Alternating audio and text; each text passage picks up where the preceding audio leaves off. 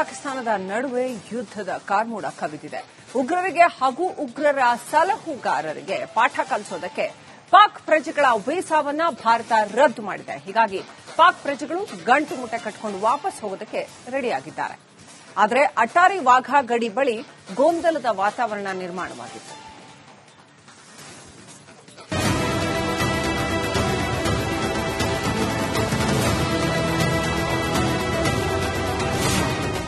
ಪಾಕಿಸ್ತಾನಿಗಳ ಗಡಿಪಾರಿಗೆ ಕೇಂದ್ರ ಸರ್ಕಾರ ಸೂಚನೆ. ಎಲ್ಲ ರಾಜ್ಯಗಳೊಂದಿಗೆ ಗೃಹ ಸಚಿವಾಲಯ ಸಭೆ. ಹಿಂದೂಗಳ ನರಮೇಧದ ಪ್ರತಿಕಾರಕ್ಕಾಗಿ ಭಾರತದಲ್ಲಿರುವ ಪಾಕ್ ಪ್ರಜೆಗಳ ಎಲ್ಲಾ ಮಾದರಿ ವೀಸಾವನ್ನ ರದ್ದು ಮಾಡಲಾಗಿದೆ. ಈ ನಡುವೆ ಪಾಕಿಸ್ತಾನಿಗಳನ್ನ ಕೂಡಲೇ ಗಡಿಪಾರು ಮಾಡುವಂತೆ ಕೇಂದ್ರ ಗೃಹ ಇಲಾಖೆ ಸೂಚಿಸಿದೆ. ಪಾಕ್ ಪ್ರಜೆಗಳ ಎಲ್ಲಾ ಮಾಹಿತಿ ಪಡೆಯುವಂತೆಯೂ ಕೇಂದ್ರ ಗೃಹ ಇಲಾಖೆಯ ಕಾರ್ಯದರ್ಶಿಯಿಂದ ಎಲ್ಲಾ ರಾಜ್ಯಗಳ ಮುಖ್ಯ ಕಾರ್ಯದರ್ಶಿಗಳಿಗೆ ಸೂಚಿಸಲಾಗಿದೆ. ಇದೇ ವೇಳೆ ಕೇಂದ್ರ ಗೃಹ ಕಾರ್ಯದರ್ಶಿ ಎಲ್ಲಾ ರಾಜ್ಯಗಳ ಮುಖ್ಯ ಕಾರ್ಯದರ್ಶಿಗಳೊಂದಿಗೆ ಸಭೆ ನಡೆಸಿದ್ದಾರೆ.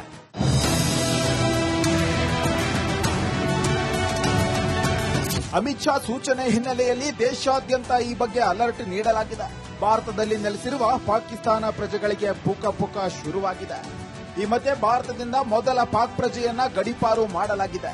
ಏಪ್ರಿಲ್ 14ರಂದು ಅಟ್ಟಾರಿ ವಾಘಾ ಗಡಿಯ ಮೂಲಕ ಬಂದಿದ್ದ ಬಿಬಿ ಸಾಯಿದಾ ಬರೋಚ್ನಲ್ಲಿ ಸಂಬಂಧಿಕರ ಮನೆಯಲ್ಲಿದ್ದರು.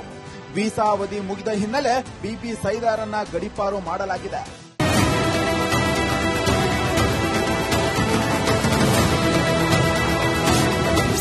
ವೀಸಾ ರದ್ದು, ಪಾಕ್ ಪ್ರಜೆಗಳಿಗೆ ಟೆನ್ಷನ್.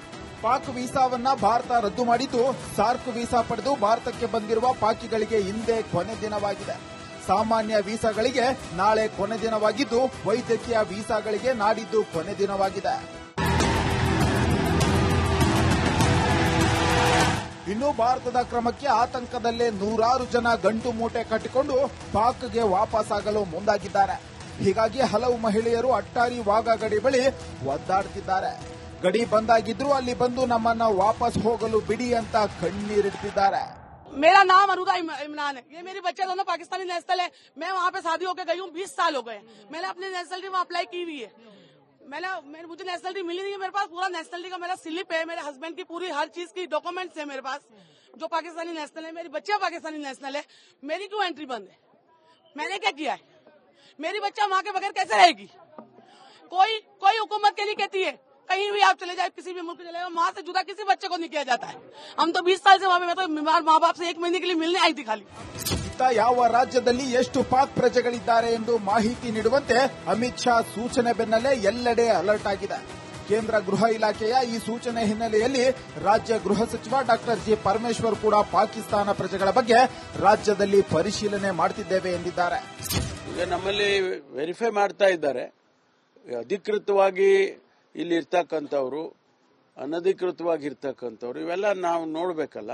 ಈಗಾಗಲೇ ಹಿಂದೆ ತಾವು ಸದನದಲ್ಲಿ ಅಧಿವೇಶನದಲ್ಲಿ ಪ್ರಶ್ನೆಗಳನ್ನು ಕೇಳಿದ್ದು ಕೂಡ ತಾವು ಗಮನಿಸಿದ್ದೀರಿ ಅನ್ಕೊಳ್ತೀನಿ. ಅದರಲ್ಲಿ ಈಗ ಪಾಕಿಸ್ತಾನೀಸು ಯಾರಿದ್ದಾರೆ, ಅಧಿಕೃತವಾಗಿ ಯಾರಿದ್ದಾರೆ, ಅವ್ರಿಗೆಲ್ಲ ವಾಪಸ್ ಕಳಿಸಲೇಬೇಕಾಗ್ತದೆ. ಕೇಂದ್ರ ಸರ್ಕಾರ ತೀರ್ಮಾನ ತಗೊಂಡಿದೆ. FRR ಅನ್ನೋರು ಆ ಕೆಲಸ ಮಾಡ್ತಾರೆ.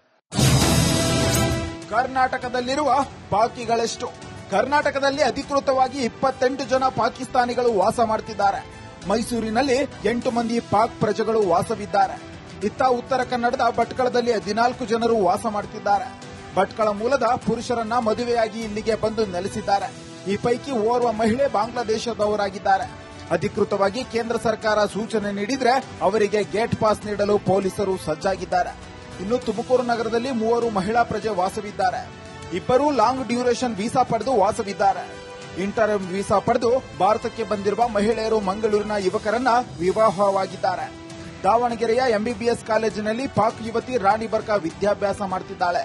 ಆದರೆ ವೀಸಾ ಮುಗಿಯದ ಹಿನ್ನೆಲೆ ಗೊಂದಲ ಉಂಟಾಗಿದೆ.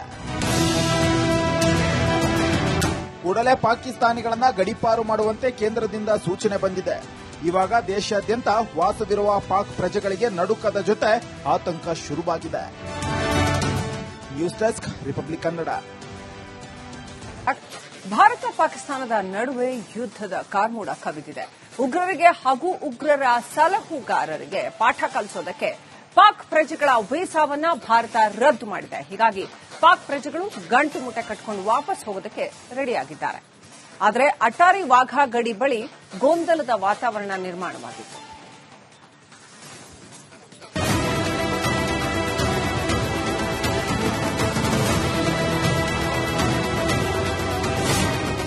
ಪಾಕಿಸ್ತಾನಿಗಳ ಗಡಿಪಾರಿಗೆ ಕೇಂದ್ರ ಸರ್ಕಾರ ಸೂಚನೆ.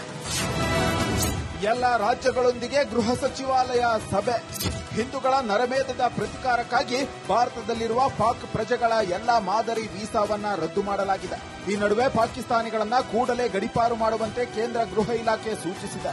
ಪಾಕ್ ಪ್ರಜೆಗಳ ಎಲ್ಲಾ ಮಾಹಿತಿ ಪಡೆಯುವಂತೆಯೂ ಕೇಂದ್ರ ಗೃಹ ಇಲಾಖೆಯ ಕಾರ್ಯದರ್ಶಿಯಿಂದ ಎಲ್ಲಾ ರಾಜ್ಯಗಳ ಮುಖ್ಯ ಕಾರ್ಯದರ್ಶಿಗಳಿಗೆ ಸೂಚಿಸಲಾಗಿದೆ. ಇದೇ ವೇಳೆ ಕೇಂದ್ರ ಗೃಹ ಕಾರ್ಯದರ್ಶಿ ಎಲ್ಲಾ ರಾಜ್ಯಗಳ ಮುಖ್ಯ ಕಾರ್ಯದರ್ಶಿಗಳೊಂದಿಗೆ ಸಭೆ ನಡೆಸಿದ್ದಾರೆ.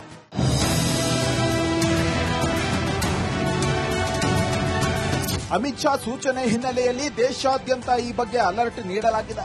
ಭಾರತದಲ್ಲಿ ನೆಲೆಸಿರುವ ಪಾಕಿಸ್ತಾನ ಪ್ರಜೆಗಳಿಗೆ ಪುಕ ಶುರುವಾಗಿದೆ. ಈ ಮಧ್ಯೆ ಭಾರತದಿಂದ ಮೊದಲ ಪಾಕ್ ಪ್ರಜೆಯನ್ನ ಗಡಿಪಾರು ಮಾಡಲಾಗಿದೆ. ಏಪ್ರಿಲ್ 14ರಂದು ಅಟ್ಟಾರಿ ವಾಘಾ ಗಡಿಯ ಮೂಲಕ ಬಂದಿದ್ದ ಬಿಬಿ ಸಾಯಿದಾ ಬರೋಚ್ನಲ್ಲಿ ಸಂಬಂಧಿಕರ ಮನೆಯಲ್ಲಿದ್ದರು. ವೀಸಾ ಅವಧಿ ಮುಗಿದ ಹಿನ್ನೆಲೆ ಬಿಬಿ ಸೈದಾರನ್ನ ಗಡಿಪಾರು ಮಾಡಲಾಗಿದೆ.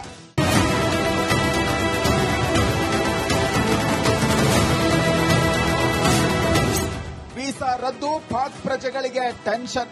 ಪಾಕ್ ವೀಸಾವನ್ನ ಭಾರತ ರದ್ದು ಮಾಡಿದ್ದು, ಸಾರ್ಕ್ ವೀಸಾ ಪಡೆದು ಭಾರತಕ್ಕೆ ಬಂದಿರುವ ಪಾಕಿಗಳಿಗೆ ಇಂದೇ ಕೊನೆ ದಿನವಾಗಿದೆ. ಸಾಮಾನ್ಯ ವೀಸಾಗಳಿಗೆ ನಾಳೆ ಕೊನೆ ದಿನವಾಗಿದ್ದು, ವೈದ್ಯಕೀಯ ವೀಸಾಗಳಿಗೆ ನಾಡಿದ್ದು ಕೊನೆ ದಿನವಾಗಿದೆ. ಇನ್ನು ಭಾರತದ ಕ್ರಮಕ್ಕೆ ಆತಂಕದಲ್ಲೇ ನೂರಾರು ಜನ ಗಂಟು ಮೂಟೆ ಕಟ್ಟಿಕೊಂಡು ಪಾಕ್ಗೆ ವಾಪಸ್ಸಾಗಲು ಮುಂದಾಗಿದ್ದಾರೆ. ಹೀಗಾಗಿ ಹಲವು ಮಹಿಳೆಯರು ಅಟ್ಟಾರಿ ವಾಘಾ ಗಡಿ ಬಳಿ ಒದ್ದಾಡುತ್ತಿದ್ದಾರೆ. ಗಡಿ ಬಂದಾಗಿದ್ರು ಅಲ್ಲಿ ಬಂದು ನಮ್ಮನ್ನ ವಾಪಸ್ ಹೋಗಲು ಬಿಡಿ ಅಂತ ಕಣ್ಣೀರಿಡ್ತಿದ್ದಾರೆ. मेरा नाम अरुदा इमरान है। ये मेरी बच्चे दोनों पाकिस्तानी नेशनल है। मैं वहाँ पे शादी होकर गई हूँ, 20 साल हो गए। मैंने अपनी नेशनलिटी वहाँ अप्लाई की हुई है।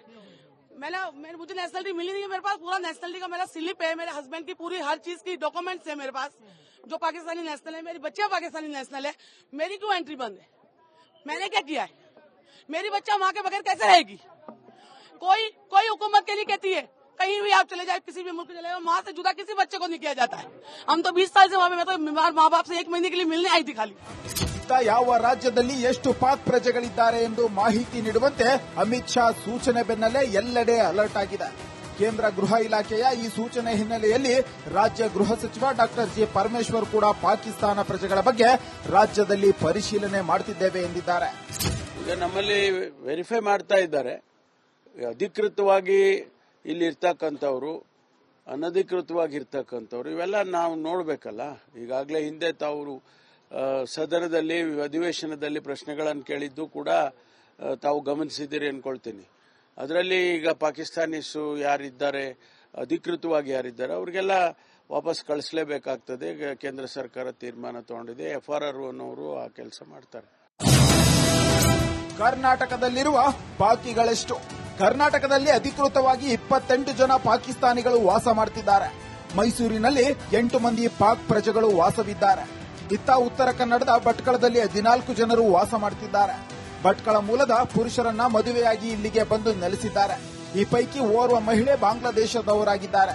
ಅಧಿಕೃತವಾಗಿ ಕೇಂದ್ರ ಸರ್ಕಾರ ಸೂಚನೆ ನೀಡಿದ್ರೆ ಅವರಿಗೆ ಗೇಟ್ ಪಾಸ್ ನೀಡಲು ಪೊಲೀಸರು ಸಜ್ಜಾಗಿದ್ದಾರೆ. ಇನ್ನು ತುಮಕೂರು ನಗರದಲ್ಲಿ 3 ಮಹಿಳಾ ಪ್ರಜೆ ವಾಸವಿದ್ದಾರೆ. 2 ಲಾಂಗ್ ಡ್ಯೂರೇಷನ್ ವೀಸಾ ಪಡೆದು ವಾಸವಿದ್ದಾರೆ. ಇಂಟರ್ಮ್ ವೀಸಾ ಪಡೆದು ಭಾರತಕ್ಕೆ ಬಂದಿರುವ ಮಹಿಳೆಯರು ಮಂಗಳೂರಿನ ಯುವಕರನ್ನ ವಿವಾಹವಾಗಿದ್ದಾರೆ. ದಾವಣಗೆರೆಯ MBBS ಕಾಲೇಜಿನಲ್ಲಿ ಪಾಕ್ ಯುವತಿ ರಾಣಿ ಬರ್ಕಾ ವಿದ್ಯಾಭ್ಯಾಸ ಮಾಡುತ್ತಿದ್ದಾಳೆ. ಆದರೆ ವೀಸಾ ಮುಗಿಯದ ಹಿನ್ನೆಲೆ ಗೊಂದಲ ಉಂಟಾಗಿದೆ. ಕೂಡಲೇ ಪಾಕಿಸ್ತಾನಿಗಳನ್ನ ಗಡಿಪಾರು ಮಾಡುವಂತೆ ಕೇಂದ್ರದಿಂದ ಸೂಚನೆ ಬಂದಿದೆ.